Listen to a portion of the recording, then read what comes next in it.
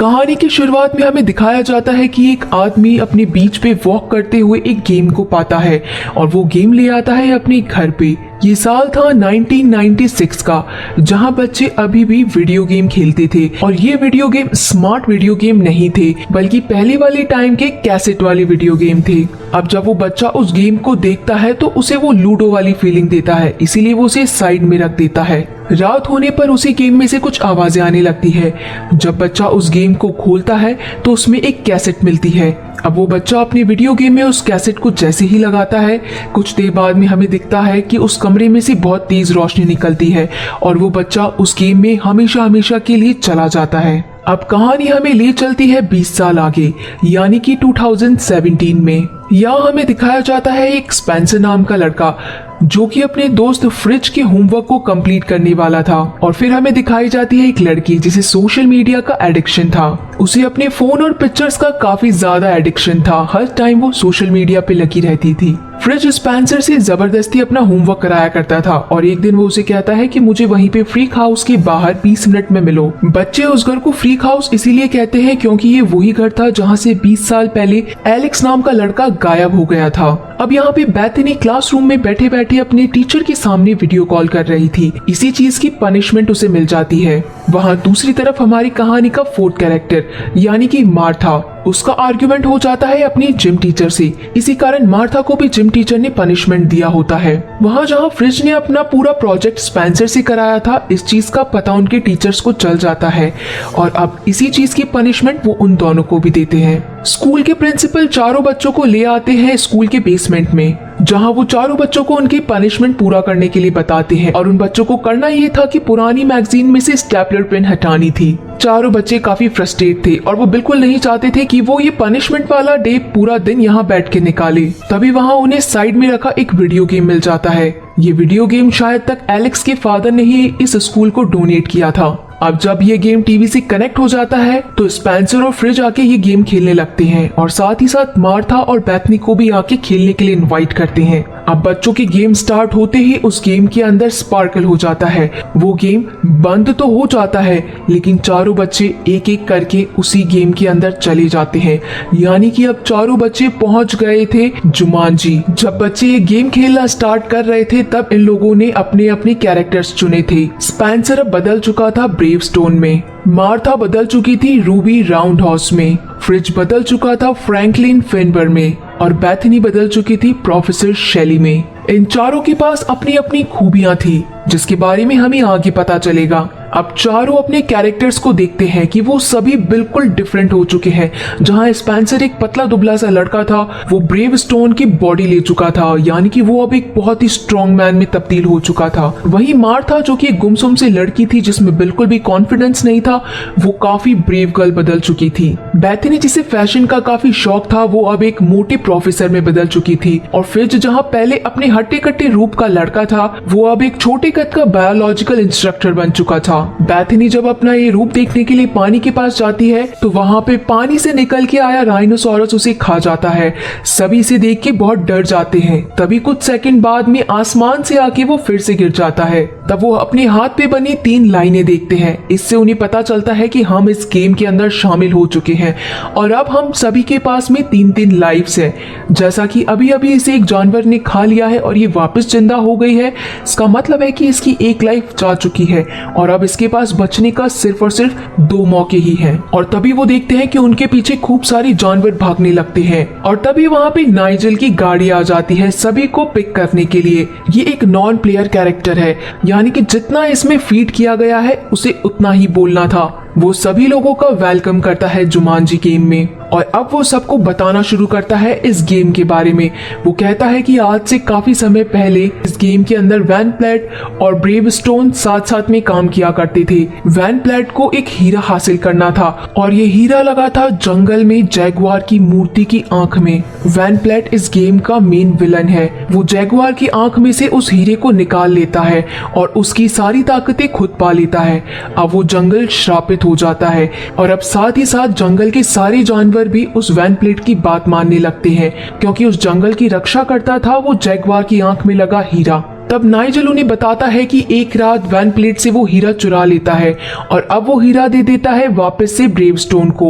वो ब्रेवस्टोन को बताता है कि तुम्हें इस हीरे को वापस से जैगुआर की आंख में लगाना है। जब तुम ये हीरा जैगुआर की आंख में लगा लोगे तो हमारा जंगल शराब से मुक्त हो जाएगा और साथ ही साथ तुम भी यहाँ से घर जा पाओगे।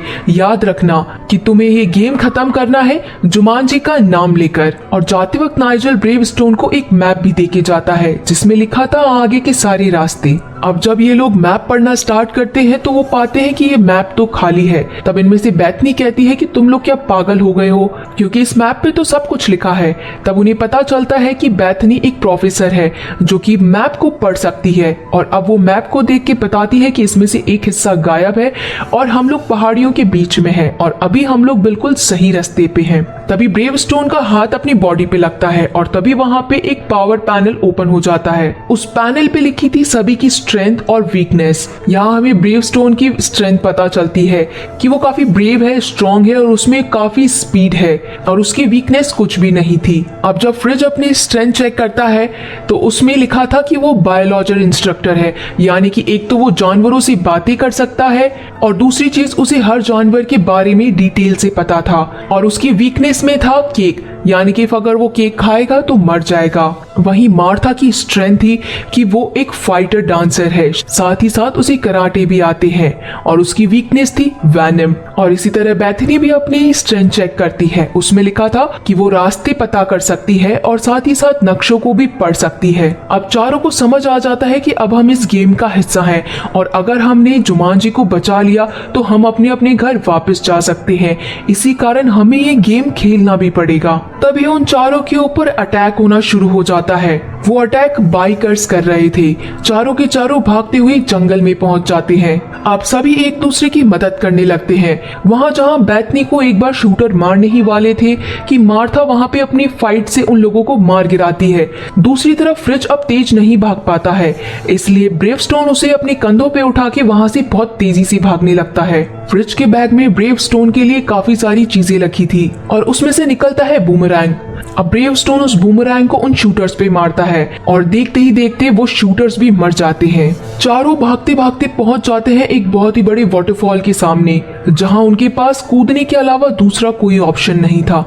चारों के चारों वाटरफॉल में कूद जाते हैं, लेकिन उसी समय मार्था को पता चलता है कि उसके ऊपर एक गोली लग चुकी थी और वहां पे मार्था भी मर जाती है और कुछ सेकंड बाद में वो फिर से जमीन पे आ गिरती है, यानी कि अब मार्था की भी एक लाइफ जा चुकी थी। अब वो मैप को पढ़ना स्टार्ट करते हैं और मैप में लिखा था कि अब आगे का तुम्हें एक टुकड़ा मिलेगा बाजार में। सभी अपना आगे का रास्ता तय करते हैं। उसी टाइम फ्रिज और स्पेंसर के बीच में काफी झगड़ा हो जाता है। फ्रिज इन सब मुसीबतों का दोष देता है स्पेंसर को कि तुमको गेम खेलना ही नहीं चाहिए था।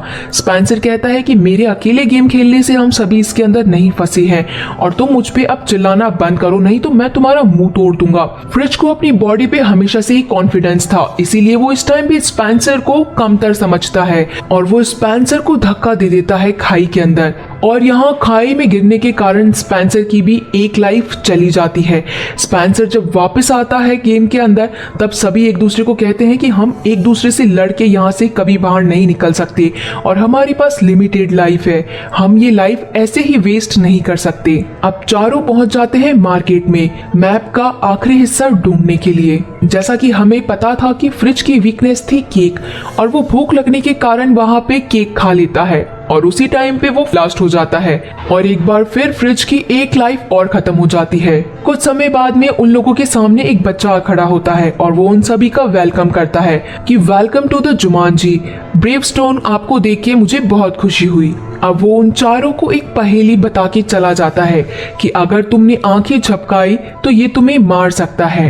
अब वहाँ फ्रिज एक बायोलॉजिकल इंस्ट्रक्टर था, तो वो चारों इस पहेली को सुन के उस कमरे में जाते हैं और सभी ब्रेवस्टोन को आगे कर देते हैं, यानी कि स्पेंसर को। सभी कहते हैं कि तुम सबसे स्ट्रांग हो तो आगे तुम्हें ही जाना चाहिए। जब स्पेंसर उस बॉक्स को खोलता है तो उसमें था ब्लैक मांबा और वो उसे देखते ही वापस से उस बॉक्स को बंद कर देता है कि तभी फ्रिज अपनी नॉलेज से वहां बोलना स्टार्ट कर देता है कि ये ब्लैक मांबा है और इसका वैनम दुनिया में सबसे खतरनाक है। अगर इसका वैनम किसी पे भी लग जाए तो वो 1 सेकंड में ही मर जाएगा। लेकिन अब उससे रेगुलर आंख कौन मिलाएगा? अगर उससे आंख मिला पाएंगे तभी हम उस बॉक्स में रखी चीज को ले पाएंगे। तब स्पेंसर कहता है कि ये काम मैं करता हूँ, और वो जैसे ही बॉक्स खोलता है तब बेथनी कहती है कि इस चीज की स्पेशलिटी मुझ में है। अब वो ब्लैक माम्बा के सामने आ जाती है, लेकिन ब्लैक माम्बा के सामने आते ही अब बेथनी भी बहुत जोर से चिल्लाने लगती है, जो कि अब एक प्रोफेसर शैली में बदली हुई थी। कि तभी वो सांप हमला कर देता है मार्था पे, लेकिन तभी स्पेंसर उसका गला पकड़ लेता है और फ्रिज वहां आके उस सांप के दांत निकाल लेता है ताकि वो अब किसी को चोट ना पहुंचा पाए। तब उन्हें बॉक्स में रखा इनाम मिल जाता है और उसमें थी एक हाथी की छोटी सी मूर्ति, और पेपर पे लिखा था कि जैसे ही तुम हाथी को देखो तो चढ़ान शुरू कर दो। और अब वो सभी ये समझ नहीं पाते हैं कि हमारे नक्शे का अगला हिस्सा ये नहीं हो सकता, कुछ ना कुछ अभी भी मिसिंग है। और तभी वहाँ पे वैन पेल्ट के सारे लोग पहुंच जाते हैं इन चारों को मारने के लिए, और वहाँ पे ब्रेवस्टोन एक के बाद एक सभी लोगों को मार गिराता है। और वहां हम देखते हैं कि वैन प्लेट इन सबके सामने आके इनसे हीरा मांगता है कि वो हीरा मुझे तुम वापस दे दो। अब यहाँ पे कहानी के 5वें कैरेक्टर की एंट्री होती है, यानी कि निक जोन्स। ये वही लड़का है एलेक्स जो कि आज से 20 साल पहले इस गेम में गुम हो चुका था।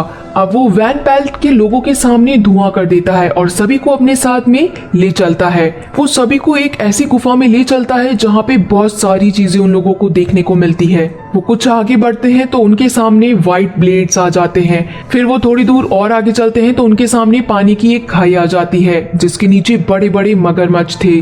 अब सभी उस गुफा से बाहर निकल के वापस जंगल में ही पहुंच जाते हैं। तब निक अपना इंट्रोडक्शन करता है सभी लोगों से कि मैं यहाँ पे काफी टाइम से हूँ और मैं अभी तक भी इस गेम को पार नहीं कर पाया हूँ। दूसरी तरफ वैन अब काफी गुस्से में होता है क्योंकि उसका हीरा अभी उसके पास नहीं था बल्कि ब्रेवस्टोन के पास था। अब वो सभी को ले चलता है अपने घर में, और ये घर और किसी का नहीं बल्कि एलन पैरिश का था। क्या आप सभी को याद है जुमांजी मूवी के अंदर ये वही मेन कैरेक्टर है एलन पैरिश जो कि गेम के अंदर चले गए थे और काफी साल तक इसी गेम के अंदर थे।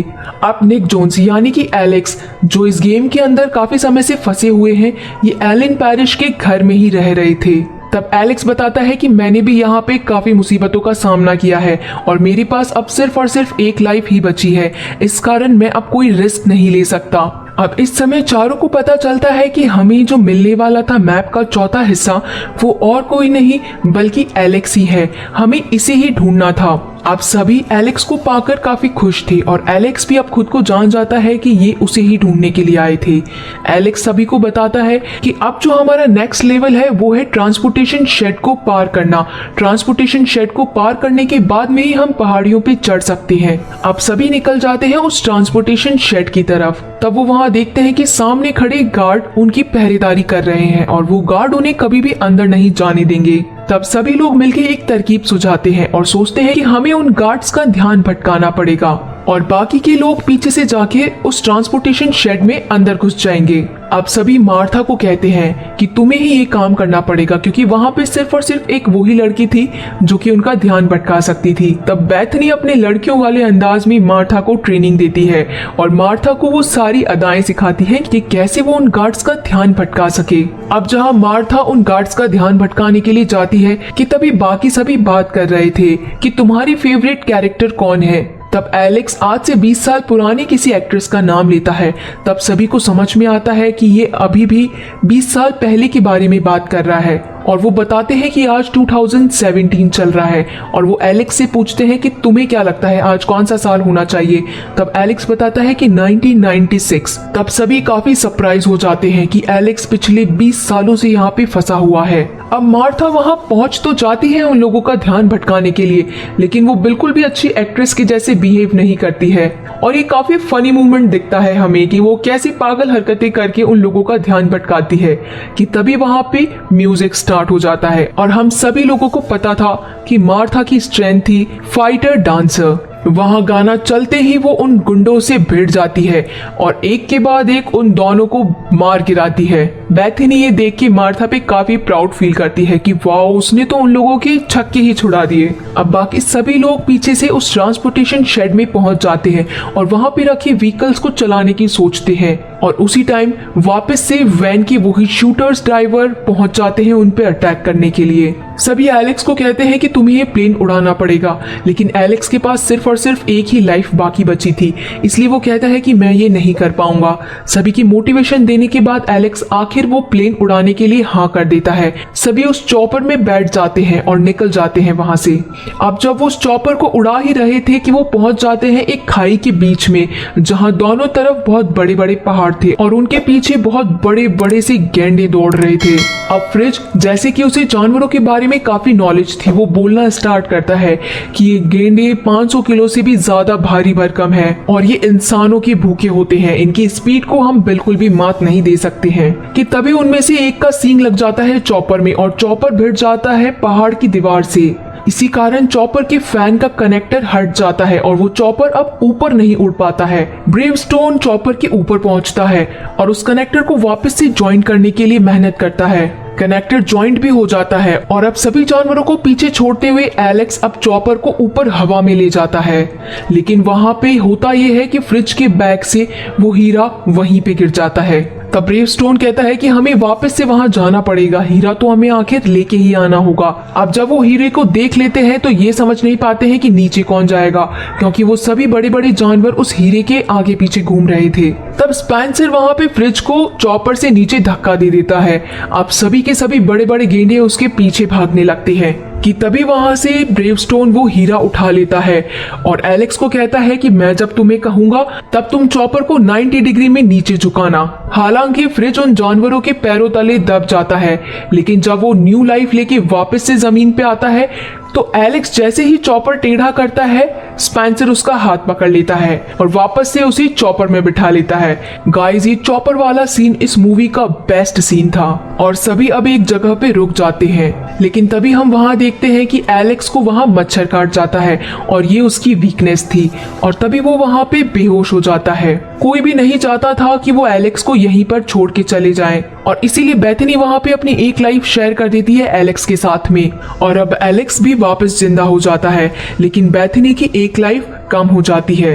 अब फाइनली सभी पहुंच जाते हैं उस जैगवार की मूर्ति के सामने, जहां पे उन्हें वो हीरा जैगवार की आंख में लगाना था। लेकिन जब वो सभी वहां पहुंचते हैं तो सोचते हैं कि ये रास्ता इतना इजी नहीं हो सकता, ये इसी गेम का ट्रैप है। ये चाहता है कि जो रास्ता ये गेम बताए हम वहां पर ही चले, लेकिन ये रास्ता बहुत खतरनाक हो सकता है। तब ब्रेवस्टोन कहता है कि मैं यहाँ से आगे जाता हूँ, लेकिन कुछ दूर चलने पे ही वहाँ पे बहुत सारे जानवर आ जाते हैं और उसे एक जैगवार मार देता है।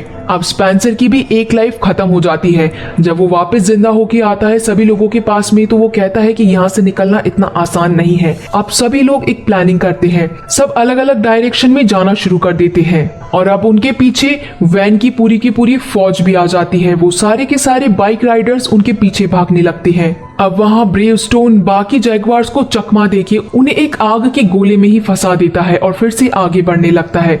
दूसरी तरफ जब सब अपने अपने डायरेक्शन में चल रहे थे कि तभी वहां पे फ्रिज के सामने खड़ा होता है एक बहुत बड़ा हाथी, लेकिन उसे जानवरों की लैंग्वेजेस की नॉलेज थी और वो हाथी से बात करने लगता है। लेकिन वहां पे वैन के हाथ में बेथनी लग जाती है और वो बेथनी को लेके आ जाता है सभी के सामने और कहता है कि तुम मुझे वो हीरा दे दो, नहीं तो मैं इसे मार दूंगा। लेकिन स्पेंसर उसे कहता है कि हीरा मेरे हाथ में है ही नहीं और वहां पे फ्रिज हाथी पे बैठ के पीछे से काफी तेजी से आने लगता है और वहां पे खड़े सारे के सारे जैगवार्स को मार गिराता है। इसी बीच अब वो हीरा भी ऊपर कहीं जाके गिर जाता है। वैन के हाथ से बंदूक भी गिर जाती है। मार्था ब्रेवस्टोन को कहती है कि तुम यहाँ से ऊपर जाओ, हीरा तुम्हें मैं लाके दूंगी। और अब फ्रिज और बेथनी भी अब वैन को मारने लगते हैं। ब्रेवस्टोन वहां से गाड़ी उठाता है और वहां पहाड़ पे चढ़ना शुरू कर देता है। उसकी राइडिंग इस मूवी की बहुत ही शानदार राइडिंग थी, क्योंकि इसका एनिमेशन बहुत ही अच्छे तरीके से सेट किया गया है। वो पहाड़ों पे चढ़ने लगता है। वो पहाड़ बहुत ही घुमावदार और सीधी चढ़ाई वाले थे, लेकिन फिर भी ब्रेवस्टोन उन पे अपनी बाइक रोकता नहीं है। दूसरी तरफ मार्था जहां हीरो को लेने के लिए जाती है, वो जगह बहुत सारे सांपों से भरी थी और वैन भी वहां पहुंच जाता है। वो जगह श्रापित होने के कारण सारे जानवर वैन की बात मानते थे, इसीलिए अब सारे जानवर बेथनी को घेर लेते हैं। लेकिन बेथनी ने वादा किया था ब्रेवस्टोन से कि वो उसे हीरा देगी और उसे ये भी मालूम था कि वैनम उसकी वीकनेस है, तभी वो एक सांप के ऊपर पैर रख देती है और वो सांप उसे काट लेता है। इसी कारण उसकी एक लाइफ चली जाती है। अब जब दूसरी तरफ उसको नई लाइफ मिलती है, वहां पे ब्रेवस्टोन भी पहाड़ी के सबसे ऊपर पहुंच जाता है छलांग लगा के। और मार्था जब अपनी न्यू लाइफ लेके जमीन पे वापस आती है तो वो हीरा ब्रेवस्टोन के हाथ में दे देती है। अब ब्रेवस्टोन वो हीरा लगा देता है जैगुआर की आंख में, लेकिन सभी वहां देखते हैं कि कुछ भी नहीं होता है। कि तभी सबको याद आता है कि ये गेम खत्म करना था जुमांजी का नाम लेके, और सभी एक के बाद एक जोर से चिल्लाने लगते हैं जुमांजी। और अब उस जंगल का श्राप खत्म हो जाता है। वापस से वो जंगल हरा भरा हो जाता है। वहां से वैन गायब हो जाता है और उन सभी के सामने नाइजल फिर से आ जाता है। नाइजल अब उन पांचों को आके बधाई देता है कि आप लोगों ने हमारे जंगल को बचा लिया, आप लोगों ने जुमांजी को श्राप से मुक्त कर दिया, हमें आपसे मिलकर काफी खुशी हुई। अब वो एक एक करके सबसे हाथ मिलाने लगता है। वो जैसे ही सबसे पहले एलेक्स का हाथ मिलाता है तो एलेक्स फिर से अपनी दुनिया में वापस जाने के लिए हवा में उड़ जाता है। अब वहां पे सभी एक एक करके नाइजल से हाथ मिलाते जाते हैं और गुड बाय करके अपनी दुनिया में पहुंच जाते हैं। अब हम यहाँ देखते हैं कि सभी स्कूल के उसी बेसमेंट वाले रूम में पहुंच जाते हैं जहां से उन्होंने उस गेम को खेलना शुरू किया था, लेकिन वो देखते हैं कि वहां पे एलेक्स नहीं था। अब जब वो एलेक्स को ढूंढने के लिए जाते हैं तो वो जो फ्रीकी हाउस था वो एक बहुत ही नॉर्मल हाउस लग रहा था और काफी सजावट भी हो रखी थी उस घर में। तब एलेक्स उन बच्चों को देखता है और उनके पास में आता है और सभी को हाय हेलो करता है। बेथनी उसकी एक स्पेशल फ्रेंड थी, इसलिए वो सबसे पहले बेथनी को ही हाय हेलो करता है। अब एलेक्स उन सभी को कहता है कि इस गेम ने मुझे वापस उसी टाइमलाइन में भेज दिया, यानी कि 1996 में मैं चला गया था। वहां से मैं मेरी फैमिली के साथ ही हूँ। अब मेरी शादी भी हो चुकी है और मेरी दूसरी बेटी का नाम मैंने बेथनी रखा है, क्योंकि बेथनी नाम की लड़की ने ही मेरी जान बचाई थी। अब वो चारों बच्चे जो कि एक दूसरे के फ्रेंड्स कभी नहीं थे, स्कूल के खत्म होने के बाद में चारों एक दूसरे से मिलते हैं और काफी खुश भी दिखाई देते हैं। अब यहाँ पे चारों उस गेम के आसपास खड़े होते हैं और वहीं फ्रिज एक बड़े से हैमर को लेके उस गेम को तोड़ देता है। और यहीं पे इस जुमांजी फ्रेंचाइजी की तीसरी मूवी खत्म होती है, जहाँ पे हमने देखा था खूब सारा एडवेंचर। और ये गेम कोई बोर्ड गेम नहीं था, बल्कि ये सारे के सारे बच्चे पहुंच गए थे उसी गेम के अंदर।